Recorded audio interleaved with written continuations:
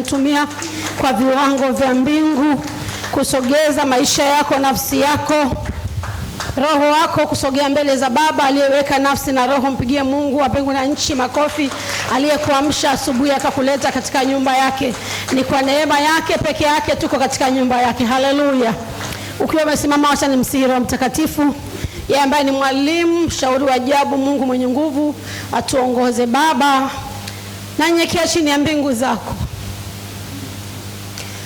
Kuna kama wewe. Wewe ni Baba. Wewe ni Mungu. Unaishi maishani mwetu. Unaishi Mungu uliyetupa uhai. Unaishi Mungu uliyetupa uzima.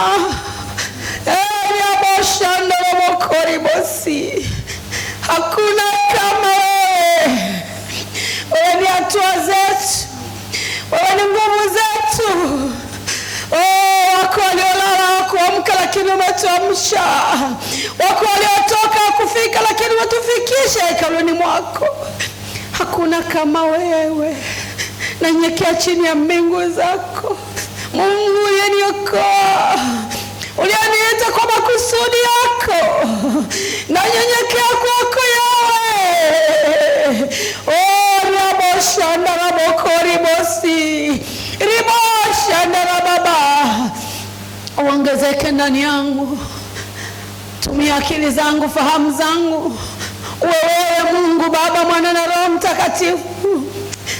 Ana asionekane wala mwanadamu asionekane, bali yule uliyemtoa kwa damu ya thamani ndiye anene na nafsi na roho za watu wako, katika jina la Baba na Mwana na Roho Mtakatifu. Amen. Pigie Mungu makofi. Haleluya.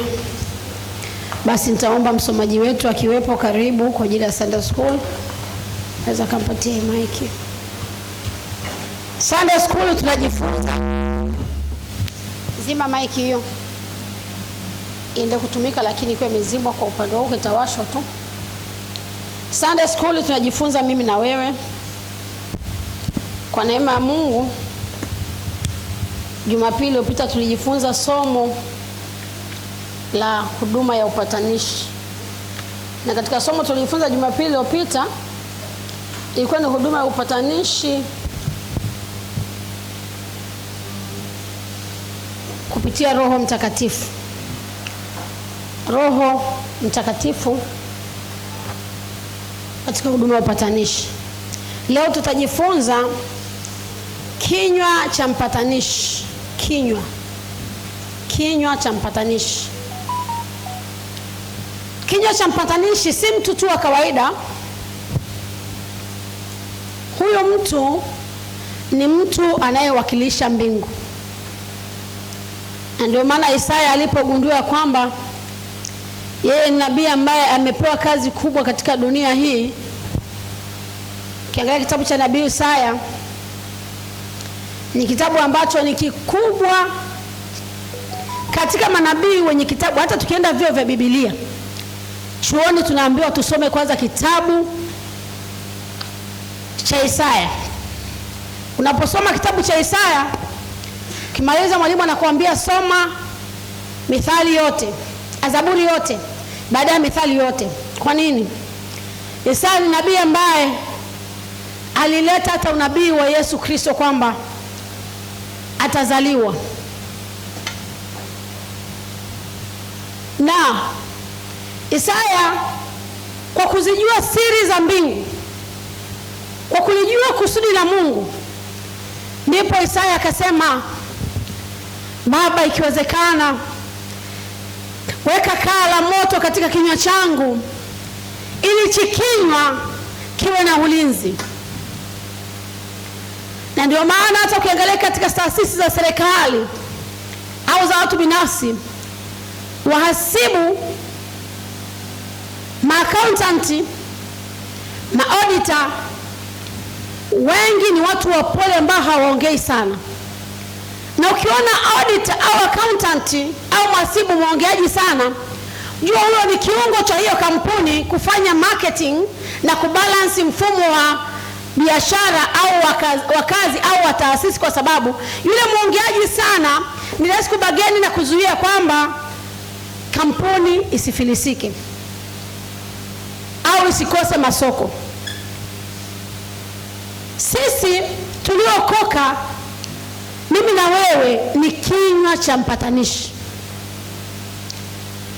Huyo mtu anawakilisha mbingu. Huyo mtu ana kila kitu ambacho Mungu anacho. Wewe uliyekaa hapo una kila kitu ambacho Mungu anacho. Haijalishi kuna mahali panauma au kuna mahali pamepungukiwa au kuna mahali padhaifu, lakini unajua kwamba kila kitu Mungu alicho nacho unacho. Na kama kila kitu Mungu alicho nacho unacho, wewe sio mtu wa kawaida. Mwambie jirani yako, wewe sio mtu wa kawaida. Nahitaji sauti ya mtu mmoja. Mwambie mwenzio kwa ushindi, wewe sio mtu wa kawaida. Ninapokuagiza kutamka, hicho ni kinywa kinafanya kazi. Huyo mtu ni kiumbe kipya.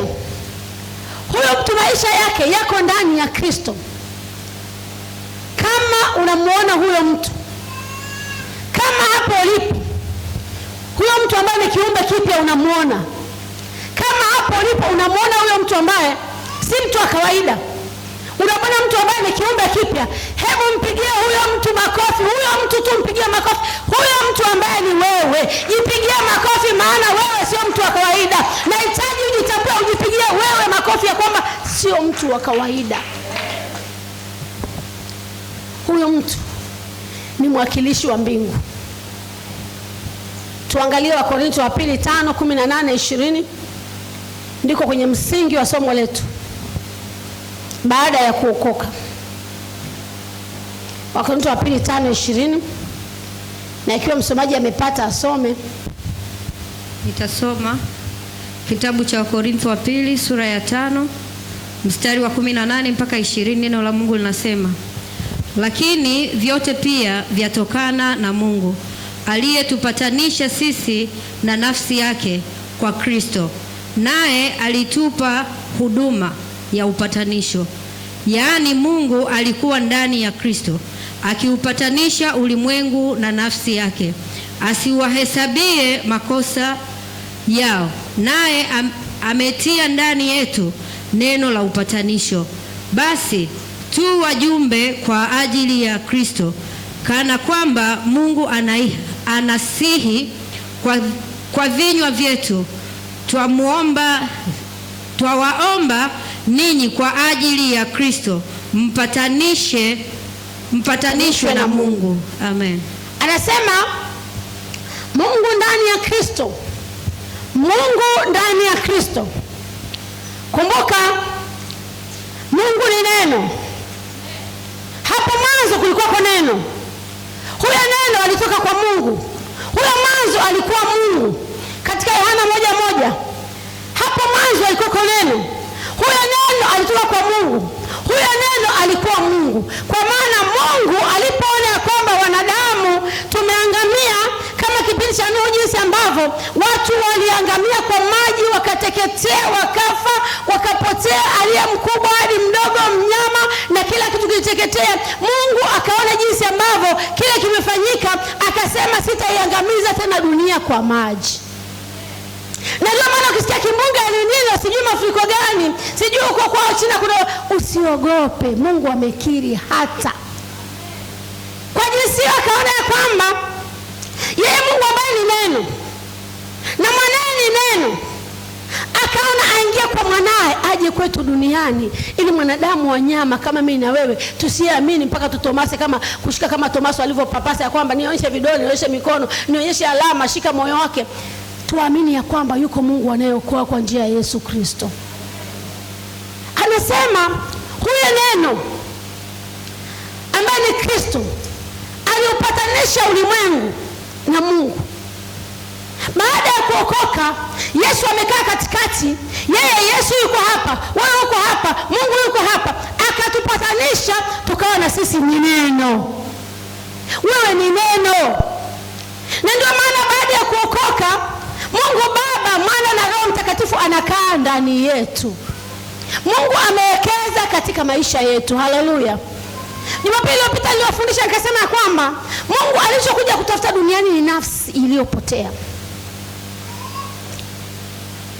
Nafsi iliyopotea inamhitaji Mungu. Nikaeleza kwamba wewe baada ya Mungu kuipata nafsi yako, tafuta nafsi za wengine zilizopotea, maana sisi ni wapatanishi. Na kama ni wapatanishi, tumejaliwa karama tofauti. Kuna wale wana neema ya upole, kurejesha watu kwa upole. Hiyo huduma ya upole uliopewa itumie hiyo hiyo. Mimi huduma yangu niliyopewa ndani ya huduma na karama ya kuona. Kwa kuwa na karama ya kuona na kuwa mkali, mimi naweza simwambia mtu kitu lakini naona kila kitu. Na nafanya na kuwa mkali kwa sababu hata kabla hujaniambia unachokisema au ulichokiongea, naweza nikakwambia chote kwa sababu ile karama ya unabii iliyoko ndani yangu au ile roho ya uonaji iliyoko ndani yangu. Sasa kinachotokea, naangalia sasa hivi huyu mtu kweli amechanganyikiwa, anaelewa kwamba ameokoka. Kwa nini anafanya 1 2 3? Unaona kama manabii wengine wanachukua fimbo wanachapa mtu. Manabii anakuzabua kibao. Lakini kwa neema ya Mungu, niambia Mungu niponde kile umeweka ndani yangu kifanye kazi na nibaki yule ambaye umetaka niwe. Lakini pia niwe na utumishi kwa sababu tayari si kama ofisi ya kinabii, niko chini ya mafuta mtumishi wa Mungu Lukumai. Mimi ni mchungaji msaidizi, lazima niende pia kichungaji. Haleluya. Ile kichungaji najifunza kutoka kwa Lukumai, si ya kwangu. Najifunza kutoka kwake. Bwana Yesu asifiwe. Kwa maana kila siku tunajifunza ili tufikiri hatima kila Mungu anatuitia. Haleluya. Bwana Yesu asifiwe. Naweza nikakaa hapa mbele nikaona wale wamekaa pale, wangesogea hivi, wangekaa hivi, yule amekaa pale angekaa hivi, yule ni mgeni wa mpya ameokoka wiki iliyopita, akikaa nyuma ya watu wanaoangalia simu na message atapotea, angesogezwa hapa, lakini nishakalishwa pale, ni mchungaji, siwezi tena kutembea kufanya hizo huduma. Bwana Yesu asifiwe. Anasema Yesu, kinywa cha upatanishi ni Mungu ndani ya Kristo akiupatanisha ulimwengu. Mungu asemi kitu ambacho hatuna. Hii Wakorintho wa pili 5:18 mpaka 20. Mstari wa 19, yani Mungu alikuwa ndani ya Kristo akiupatanisha ulimwengu na nafsi yake. Mungu asemi kitu ambacho hatuna. Hicho kitu anachosema kipo ndani yetu. Mwambie jirani yako kiko ndani yako.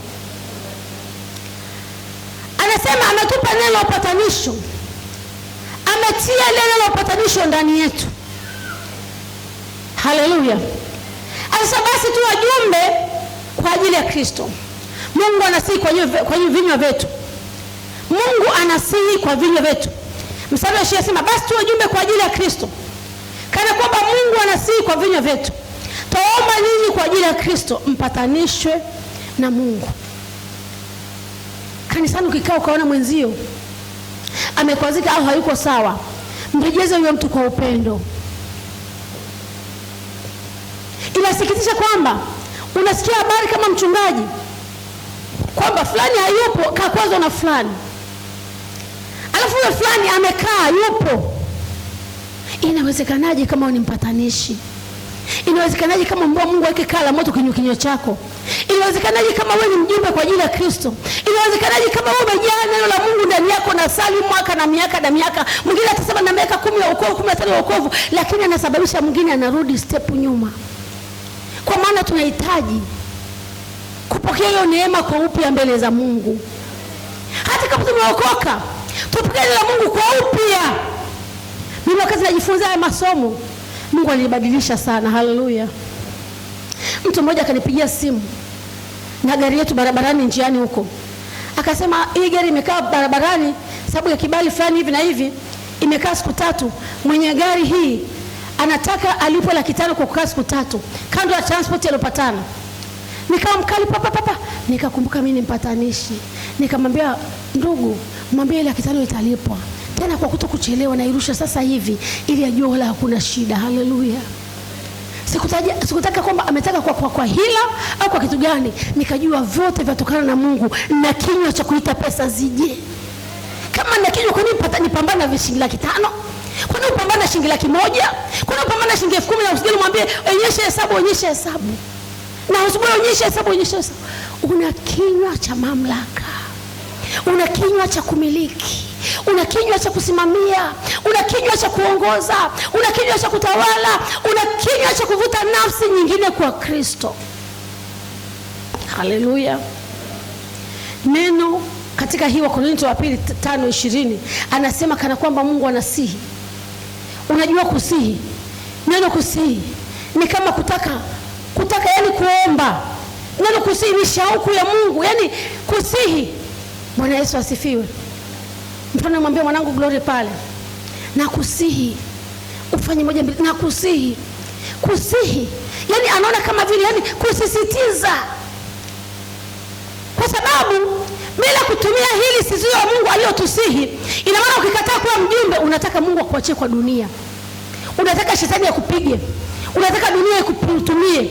Kwa sababu Mungu ameweka agizo letu katika Mathayo 28 akasema, enendeni ulimwenguni mote mkawafanye watu wote kuwa wanafunzi wangu, mkiwabatiza kwa jina la Baba na Mwana na Roho Mtakatifu, mtaweka mikono juu ya wagonjwa nao watapata afya. Kwa maana lile ni agizo la Mungu kwa kila aliyeokoka, na hata anayeokoka leo asubuhi ya leo anatakiwa kashuhudie habari za Kristo.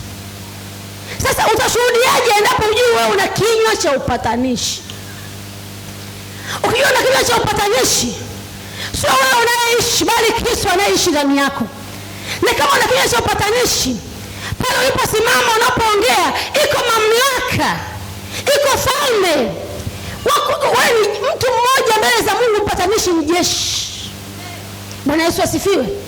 Na ndio maana wakiokoka mapepo yanayotoka, ile mapepo kutoka ni kama tu zawadi. Kile sio kipawa, ni kuwafungua wao huru. Haleluya. Anasema anasihi kwa vinywa vyetu. Mpatanishi haongei vyovyote. Mpatanishi anaongea viwango vya mbingu. Mpatanishi ana viwango vyake vya kuongea. Viwango vyake ni vya mbingu. Haleluya. Haleluya. Mpatanishi haongei vyovyote. Ukikaa kwenye baraza la upatanishi au la suluhu, mimi najifunza kwenye mambo ya psychology na kwenye kusimamia taasisi. Kwenye baraza la suluhu, wacha kanisani sio kaongea, sangine ukaongea, lakini huko ukiwa kiongozi lazima usikilize watu wako wote kwanza. Na hata leo kachaguliwa kwa baba mwenyekiti au kuwa mkuu fulani hivi, wakija watu wakaweka baraza liko mbele yako, wewe unatakiwa uwasikilize wale watu wote, kwa sababu hutakiwa ujibu chochote au vyovyote. Unatakiwa ujibu according kwa zile kitu kimeongelewa pale, ujibu kulingana nacho, kwa sababu ni kiongozi wa juu, uwape majibu yake. Mpatanishi haongei vyovyote au chochote. Mpatanishi anaangalia mbingu inasema nini kwa habari ya huyu mtu. Haleluya. Katika Yakobo 5:15 inasema, hata usiandike, ina nukuu, kuomba kwa mwenye haki kwafaa sana akiomba kwa bidii. Hata kama ikiwa mgonjwa wake amefanya dhambi, Mungu atamuokoa yule mgonjwa, atamponya. Kwa maana Mungu anachofanya cha kwanza kwenye Yakobo 5:15 tukapangalia nyumbani kwako au baadaye, anasema cha kwanza Mungu anamponya kisha anamuokoa. Mungu anaokoa mtu mwenye akili zake timamu. Na ndio maana kwenye mkutano wa injili au kanisani kama hapa, injili inapohubiriwa, mapepo yanatoka, watu wanafunguliwa, magonjwa yanaponywa, ili yule mtu kwa akili zake timamu aseme narudi Bwana, narudi, kwa sababu amejitambua, amejifahamu yeye ni nani. Haleluya. Mungu anaangalia wewe ni mpatanishi. Mpatanishi haongei vyovyote. Unapoongea na watu ili waokoke, wewe sio mtu wa kawaida. Maanisha unapoongea na mtu kwa habari za Kristo, maanisha, kwa sababu zile habari za Kristo unapoziongea zinabadilisha maisha yako wewe kwanza, zinabadilisha mtu wa ndani kwanza. Walimu wanasema unapohubiri mtu habari za Kristo, tubu, ufalme wa Mungu umekaribia, tubu, ufalme wa Mungu umekaribia. Yesu anasema wakati unaongea kidole kimoja umepeleka kwao, vidole vinne vinakugeukia wewe. Kama vinakugeukia wewe, vinakuponya wewe kwanza. Yamkini kukuhubiri injili tu utajikuta umepona magonjwa yako yote. Kwa kuhubiri injili tu milango yako ya fedha ikafunguliwa yote. Kwa kuhubiri injili tu familia yako ikafanikiwa yote. Haleluya. Mungu anachofanya kwanza anaponya. Hatua ya kuokoa ni ya kwake. Kwa maana unapomwamini huyo ambaye umekaa naye kwenye basi, ambao umekaa naye hata kama njiani kuna gari yako binafsi unaelekea mahali, unaona kwa watu ambao wanafahamu majirani zako, wapakie kwenye gari yako, usiwaache, waeleze habari za Yesu Kristo. Useme injili imechakachuliwa sana. Dunia inasema injili imechakachuliwa sana. Kuna manabii wa uongo, kuna mitume wa uongo, kuna wachungaji wa fedha, lakini wewe baki kama kusudi la Mungu aliyokuita kuwa, kwamba wewe una kinywa cha upatanishi. Ndani ya gari yako, weka watu kwenye gari, waambie umeshasikia habari za Yesu Kristo. Mimi nasali kule. Mwambie unajua kwamba Yesu anafanya 1 2 3. Wakati unaongea naye utaupata moyo wake. Ukishapata moyo wake atakwambia mimi na shida, nimeugua muda fulani, nateseka na hiki, watoto wangu na kile. Unamwambia Mungu anafanya. Ukimwamini Mungu, saa hii hayo mambo yako yote yamekwisha. Yule mtu anapoamini, cha kwanza, Mungu kabla hajafungua mdomo kukiri kutubu, Mungu anaondoa ile tatizo lote, na kisha anamfungua fahamu zake, anakutana na Yesu Kristo. Kinywa cha upatanishi kinamleta mtu mmoja kwa Kristo. Mpigie Mungu makofi kama unaamini hivyo. Ukiangalia hii Wakorintho wa pili 5:18 hadi 20 ambayo tumeisoma, ni matokeo ya Korintho 15:17. Anasema 5:17 hapo nyuma kidogo, ambapo hujapasoma, nimepaacha kwa sababu ndio panasababisha haya nayoongea, kwamba hata imekuwa mtu akiwa ndani ya Kristo amekuwa kiumbe kipya. Mtu akiwa ndani ya Kristo anaishi maisha mapya. Mtu akiwa ndani ya Kristo haongei kama zamani. Leo kanisani mtu anakuambia, huyu alivyonisemesha angenikuta zile hizi zangu, akutana mimi nyakati zile. Kutana siku moja na mtu mmoja anabishana na mtu, wanagombana, wanasemeshana vibaya. Akamwambia ananibabaisha nini? Mimi kama ni uongo nina cheti cha uongo. Kwa maana yule amejikabidhi kabisa kwa shetani, ana cheti. Lakini sisi tuliokoka, ukutana na watu wenye mashindano, Zaburi 1:1 anasema usiketi barazani pa wenye mizaha. Usikubaliane na mashindano ambaye hana utukufu mbele za Mungu, ambaye hakubadilishi wewe, hayakupi amani. Haleluya. Nilipokuwa zamani kwa mama kule, nikapewa huduma fulani, huduma ndani ya wasibu. Nikaingia huko, nikakuta mtu fulani kwenye wasibu anaongea kitu fulani hivi. Nikasema mimi sasa nimetoka kwa TAG, nimetoka kwa mchungaji Bukuku, nimejaa maandiko, nimejaa neno. Kule nilikuwa shemasi, kule kwa mwishaji wa Jumapili, mama George anajua, Flora anajua, mwimbishaji wa ibada kuu za Jumapili. Katika wazee wa kanisa wote mimi ndio binti peke yake mwanakwaya. Sasa nilipofika huku, baada ya kuona niko pale kwenye huduma fulani ndani ya wasibu, kule tunajisahau, mnakula, mnakunywa, vyakula vya best bite na manga vinakuja, mnakula box yenu ya kuku nini. Nikaona mtu anaongea maneno ambayo si ya kimungu. Anaongea akimsema mtu ambaye alikuwa ibadani. Na yule mtu ni mtu ambaye anamwamini kwamba ana Mungu. Nikasema jamani, msiongee hivyo, haitakiwi, sisi tunamjua Mungu, tumeokoka. Mmoja akaniambia, mnaye mheshimu, tunamheshimu, akasema huyu mlokole wa TAG huyu hajui mambo ya dunia, tumfundishe. Nikakosa amani, nikarudi na gari ya Dajani tilifti mpaka nyumbani. Nikafika mbele yangu, nikamwambia sana, leo usimwambie niwekee mikono, natubu, nataka niokoke upya mimi. Labda sijaokoka mimi. Kwa nini? Sikujua kama wokovu wanaongea hivyo. Nikafundishwa. Lakini hata kule Moshi kwa Bukuku, nilikuwa na marafiki zangu kama 4. Wameokoka, mabinti wenzangu ambao tujaolewa tu mabinti. Jumapili nasema tu tukale chips. Si mimi alikuwa na kijana fulani, mimi nasema mimi haya, siku nakula peke yangu nyumbani kwa chumba changu, nakula peke yangu pale na Flora au na nani. Naona wenzangu wasichana wamekaa pamoja kama 4 nakula pamoja. Chakula cha nyumba hii, cha nyumba hivi vinaitwa pamoja, kula pamoja. Na mimi kajiunga nao. Nikakaa. Siongee chochote bubu. Sababu wanavyoongea vila dunia tu, mimi sipo. Mimi muombaji wa kufunga na kuomba, sijui hayo. Nikisema neno anasema wa maandiko kaja. Wa maandiko kaja. Nikaenda kwa mzee wa kanisa, nikalia, nikasema mimi labda sio msichana. Mbona wenzangu wananiambia mama andiko? Wakasema mwanangu, nyenyekea kwa Mungu, songa mbele. Njia yao si njia yako. Mshike huyo Mungu ana safari na wewe. Haleluya. Yule mzee wa kanisa mpaka leo jina langu ananiita Ana mheshimiwa. Enzi tulikuwa binti kama huyo Gracious tu hivi. Na tumo kushoto kulia kwenda kurudi. Bwana Yesu asifiwe. Haleluya. Kwa maana jua wewe si wa kawaida, na ukijua si wa kawaida, mshale mmoja wa neno moja tu inatosha kumpiga adui aangamie kabisa.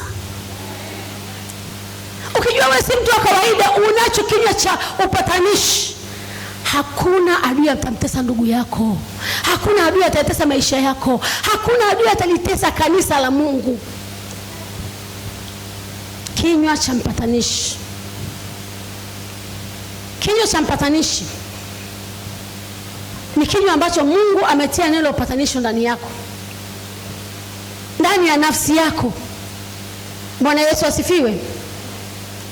Nafsi yako imejaa neno, na ndio maana katika Agano Jipya yuko mtumishi akasema, nilitakalo kulifanya silifanyi, bali nisilolitaka ndilo nalolifanya. Kinachozuia usifanye mabaya ni hiyo nafsi yako. Lakini adui huyu macho huyu na huyu mdomo huyu anakukokota usikotaka. Jikate na kukokotwa na adui mahali usipotaka. Bwana Yesu asifiwe. Haleluya, haleluya.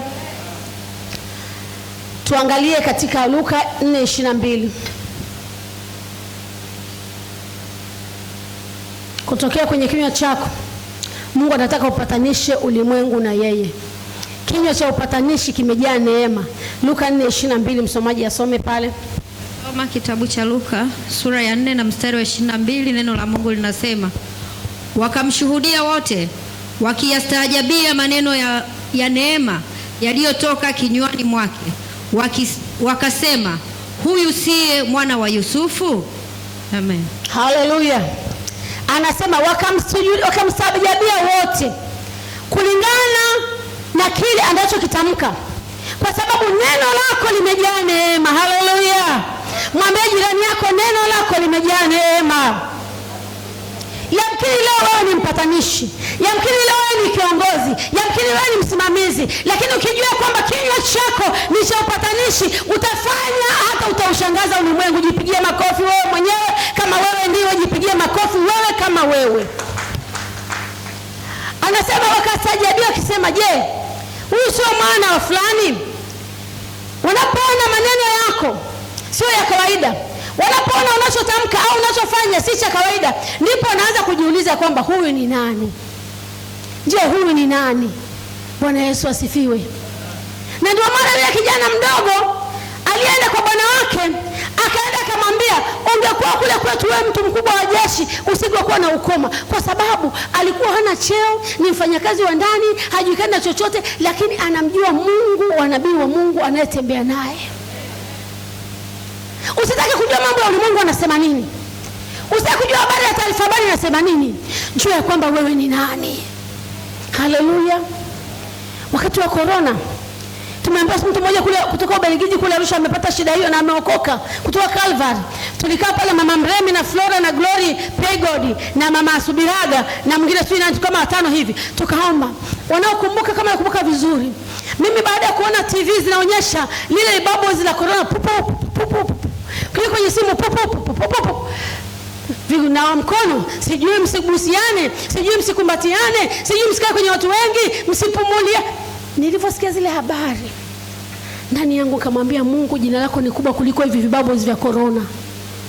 Nilipofika hapa baada ya neno wakati tunaomba, nilimwambia Mungu, unaishi, na kama unaishi hii corona ni nani? Nilitembea hapa nikaenda mwanzo nikaenda mwisho, napiga yowe kama niliafiwa. Mungu wapi?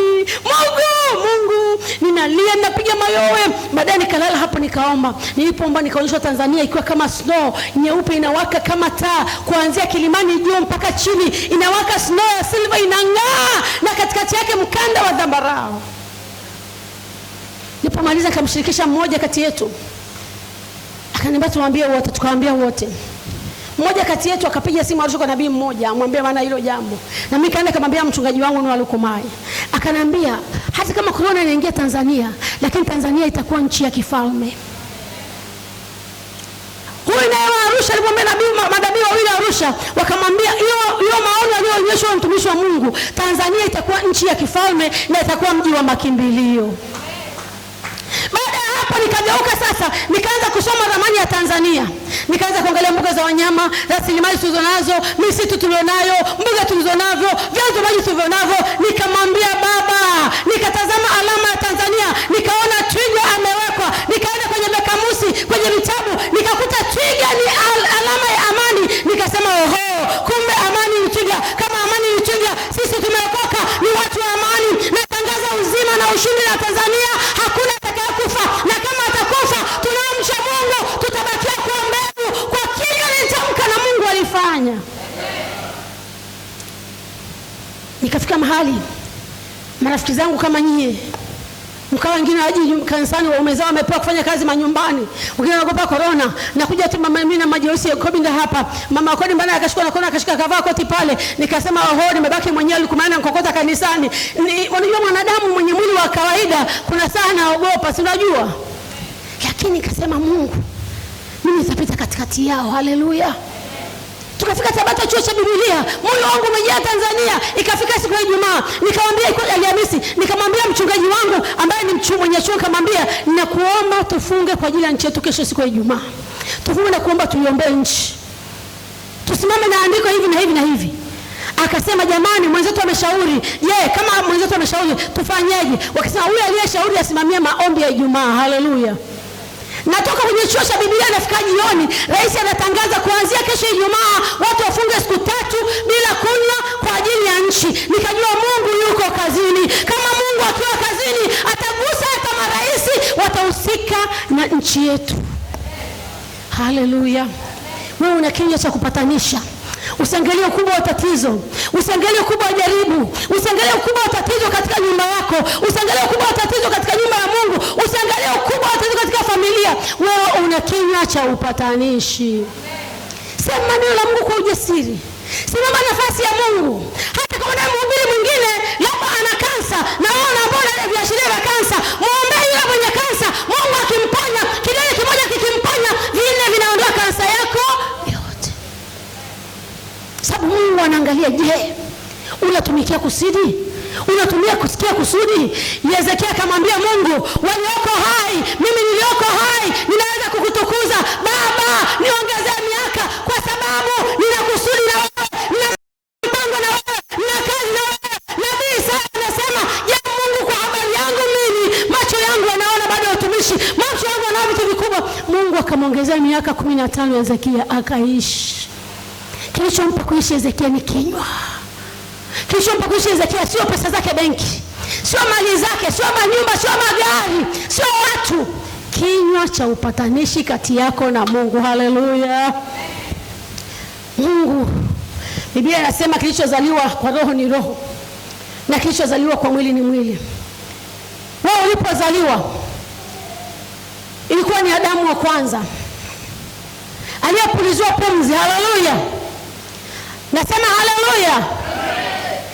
Mwanadamu wa kwanza aliyepulizwa pumzi akiwa ni udongo, akawa nafsi hai. Hiyo ni mwili.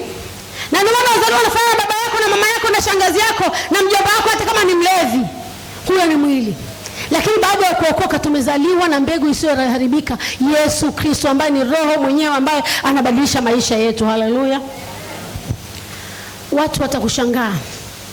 Na wakati wanakushangaa kwamba mtu namna gani, baada ya kusimama na kinywa cha upatanishi, na wanakujua hapa mwanzo ulivyokuwa mama kizebizebina, usiyekauka maneno, usiyejua kutulia, usiyejua kunyamaza, baba mkorofi ambaye unakunywa pombe na gombana na watu. Watakao kuona umekuwa hivyo, wakati wanashangaa ndipo wanapookoka. Kinachofanya watu waokolewe ni baada ya kushangaa, huyu ni nani? Huyu ni wale wana wa Mungu? Ni wale manabii? Hawa ni akina Lukumai? Wakati anashangaa ndipo watu wanapookoka. Haleluya. Ifikia mahali ambapo ukienda huko wamuone mtumishi wa Mungu Lukumai ndani yenu. Usijizambushe kwamba mimi ni fulani. Wako wanaitaga watu kina mama Rokatari, huyu ni mama Rokatari. Huyu anafanana naye, huyu anafanana Lukumai, mkafananishwa na baba yenu wa kiroho. Haleluya. Tuangalie tena Wakolosai 4:6.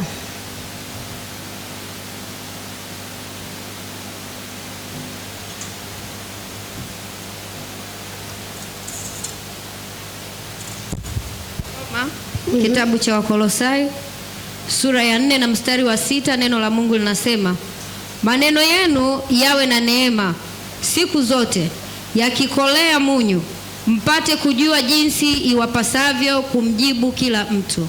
Amen. Maneno yenu yakolee munyu siku zote, yawe na neema siku zote. Rehemu watu wengine, wahurumie.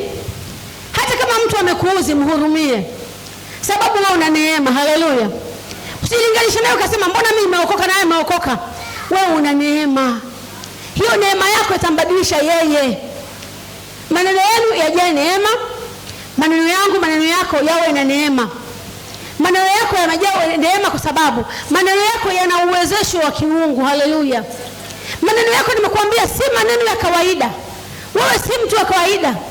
Maneno yako ni maneno ya kiungu. Unaposema mbingu zinasimama zinaangalia unasema nini. Bwana Yesu asifiwe. Mbingu zinaangalia unasema nini. Maneno yako ni Roho Mtakatifu. Yeye Roho Mtakatifu ameweka neno. Na hilo neno nimekwambia ni Kristo. Na hilo neno ni Mungu mwenyewe. Haleluya. Tuangalie Warumi 1:16. Usisome. Anasema sionee haya injili maana ni uweza. Haleluya. Injili ya Mungu ni uweza unaotuwezesha. Neno la Mungu ni uweza. Unapopeleka neno la Mungu kwa watu unapeleka uweza. Naona mtu mmoja akipeleka uweza kwa watu wake kwa jina la Yesu Kristo. Naona mtu mmoja akibeba uweza wa Mungu kwa jina la Yesu Kristo. Naona mtu mmoja akienda na neema ya Mungu yenye kuwezesha kutatua matatizo kwa jina la Yesu Kristo. Nenda kawe mpatanishi.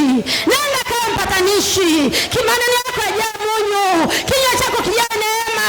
Pokea neema ya Kristo. Pokea Mungu wa Kristo. Pokea uumbaji wa Baba. Pokea uwezo wa kiungu katika jina la Yesu Kristo. Kuanzia leo wewe si mtu wa kawaida. Nenda katembea ukijua kama wewe si mtu wa kawaida. Hata mwanzo unapolala, lala ukijua wewe si mtu wa kawaida. Haleluya. Na ukijijua si wa kawaida, hutaogopa usingizi kwamba utakufa. Hutaogopa barabara kwamba itakuangamiza. Hutaogopa hata gari ikiwa bovu halitakuogopesha kwa sababu wewe si mtu wa kawaida. Bwana Yesu asifiwe. Haleluya, haleluya. Yesu Kristo alipojua kwamba mwanafunzi wake Petro juu ya maji amekuwa na wasiwasi kwa habari ya kwamba yule ni nani, akamwambia Petro, ni mimi, Masihi ni mimi. Akamwambia kama wewe ndiye basi niambie nitembee juu ya maji. Maana Petro alimuona Yesu, wote wanafunzi walimuona Yesu anatembea juu ya maji. Kwa sayansi ya kawaida si jambo la kawaida. Haleluya. Kwa sayansi ya kawaida hata Magufuli mwezi wa 5 wakati ameimosa akasema wacheni wafu wavike wafu wao, watu wasivae maski. Akaanza kuhubiri Singida. Mimi nifuatilia kwa sababu ya kile iko ndani yangu. Akaanza kuhubiri bila maski, amefungua ile gari kwa sababu ameona uungu na uwezo wa Mungu alioamini ndani yake. Akamwambia ikiwa ni wewe basi niite nitembee juu ya maji. Alipoanza kutembea wakati anaenda mbele akasahau ya kwamba kinywa chake kimejaa uweza wa kiungu. Kinywa chake kimejaa neema. Akaanza kuangalia makambale yanavyoruka, akakumbuka mapapa yanavomeza watu. Akaanza kuangalia, akaona miguu kama inafanya nini, inaenda. Usiangalie hayo, angalia uweza wa Mungu, angalia uungu wa Mungu, angalia nguvu za Mungu, angalia Mungu anachowekeza ndani yako ni kitu kikubwa. Mungu amewekeza kitu kikubwa ndani yako. Haleluya. Bwana Yesu asifiwe. Mungu amewekeza kitu kikubwa ndani yako. Umejaa uweza. Umejaa nguvu ya Mungu. Umejaa mamlaka. Usiogope mzunguko kina nani. Usiogope walioko pembeni yako kina nani.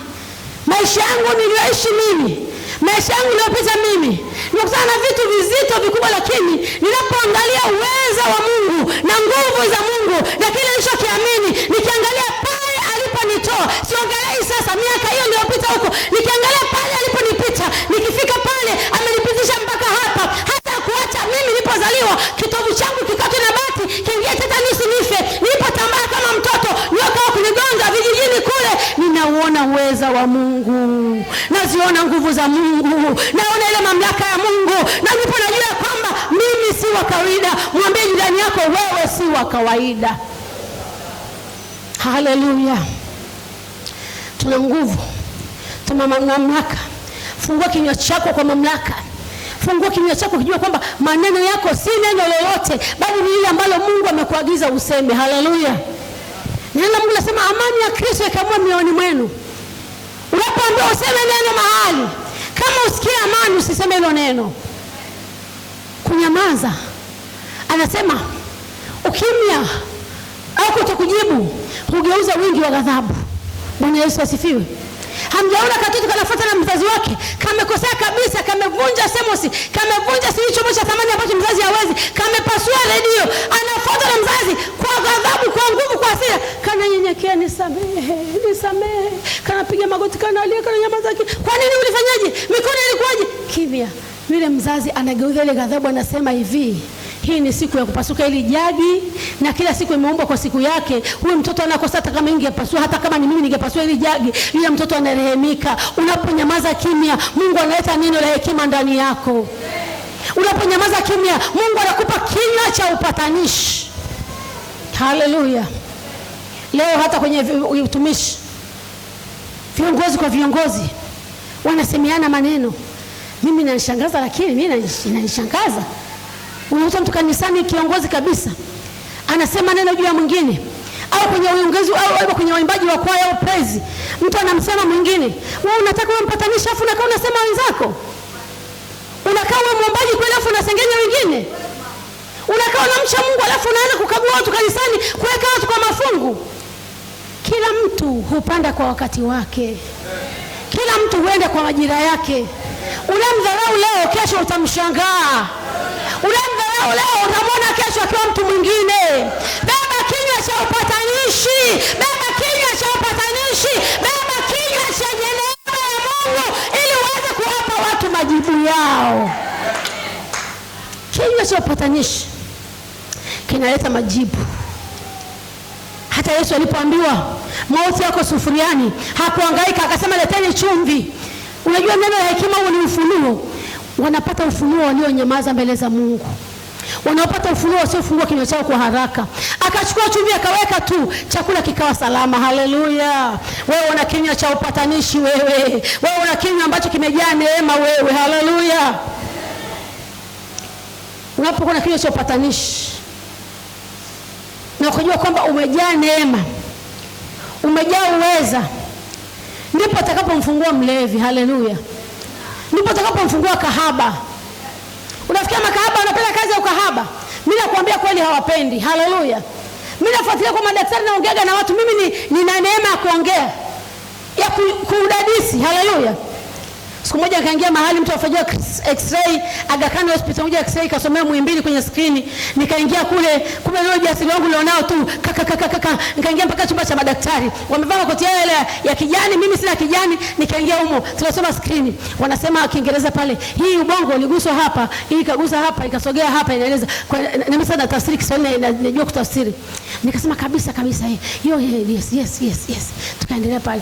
Kumaliza akasema jamani daktari, wanaambia mimi sasa, daktari tusaidie basi kumsaidia yule mgonjwa, hata kama sio huko kazini leo, kwa tusaidie yule mgonjwa usema hiki na hiki na hiki, tutawapa chumba namba fulani. Kwa sababu ya ile neema niliyoibeba na kujikubali kwamba una neema. Huyo daktari ni daktari, lakini wewe katika Mungu, wewe daktari wa kiungu, kwa sababu wewe si mtu wa kawaida. Una neno, una kinywa cha kiungu, una kinywa chenye neema, una kinywa chenye uwezo, una kinywa chenye uponyaji. Na yule mgonjwa wangu aliletwa na ndege, lakini siku 3 karushiwa kwa nyumbani kwangu. Baada ya wiki moja akarudi Arusha, ni mzima mpaka kesho, kwa sababu aliingia kwenye mikono ambayo ina uponyaji. Ukijua neema ulionayo, ukijua uwezo ulionao, uwezo ni nguvu, na kama ni nguvu, hata mikono yako ina mamlaka, ina uwezo. Bwana Yesu asifiwe. Ukijua uwezo wa Mungu ulioko ndani yako, wakati pepo linaanguka pale, linahangaika pale, hutaangalia kwamba lile la Kristofa, lile la Lukumai, lile la fulani, lile la Makristofa. Utakachofanya, unajua uko uweza. Utaambia adui achia, huyu ni mtoto wa Mungu, ninakuita shika kwa mamlaka, ninamtoesha, na pepo na nyamaza kimya. Unajua mapepo tukiacha hata katikati yetu, yatatutesa sisi wenyewe. Bwana Yesu asifiwe. Bwana asifiwe. Unajua kila mahali maroho yanatembea, hata kanisani yanaingia. kila mahali yapo. Lakini mimi na wewe ukijua kinywa cha upatanisho unacho, neema ulionayo kupitia wewe, hata jirani aliyekaa na wewe atafunguliwa. Jirani aliyekaa na wewe atakuwa salama. Na kama alikuja hana amani, kwa kukaa na wewe atapata amani ambayo Jumapili ijayo atatamani akae na wewe. Haleluya. Haleluya. Kinywa cha upatanishi. Kinywa cha upatanishi. Mungu anahitaji kutumia kinywa chako na kumwokoa kila aliye katika dhiki. Tumeona mtu katika dhiki, usiseme kwa sababu ni familia fulani, ni watu fulani. Mungu anakuhitaji atumie kinywa chako. Neno lako linafaa, linahitajika. Neno lako si la kawaida. Kinywa chako Mungu amewekeza ndani yako. Wewe una kinywa yani niseme hivi, Mungu ameweka uwekezaji katika kinywa chako. Bwana Yesu asifiwe. Bwana asifiwe. Mfano mtumishi wa Mungu Lukumai. Huyu baba hahangaikagi na mambo sijui ni kazi, sijui ni biashara, sijui ni nini. Yes, siku zote ni mtu wa neno na maombi. Mungu amewekeza hazina nyingi. Ndio maana mimi na wewe tuko hapo. Na ukipata jambo, simu ya mchungaji isipopokelewa unakosa amani. Akipokea tu umepona. Uongo kweli? Uongo kweli? Ukinyanyua simu na jambo la mtoto au la kwako au hitaji fulani au shida fulani, una amani. Ukipiga simu isipopokelewa unajua nimekwisha. Lakini ikipokelewa hata kabla hajaongea wewe umepona. Mpigie Mungu makofi kwa ajili ya Lukumai. Kama aliwekeza kwa Lukumai, Mungu amewekeza kwenye maisha yako. Kinywa chako kimewekeza uwekezaji wa kimbingu. Kinywa chako Mungu amewekeza uwekezaji ndani yako. Haleluya. Mungu amewekeza ndani yako. Tuangalie Mwanzo 2:19.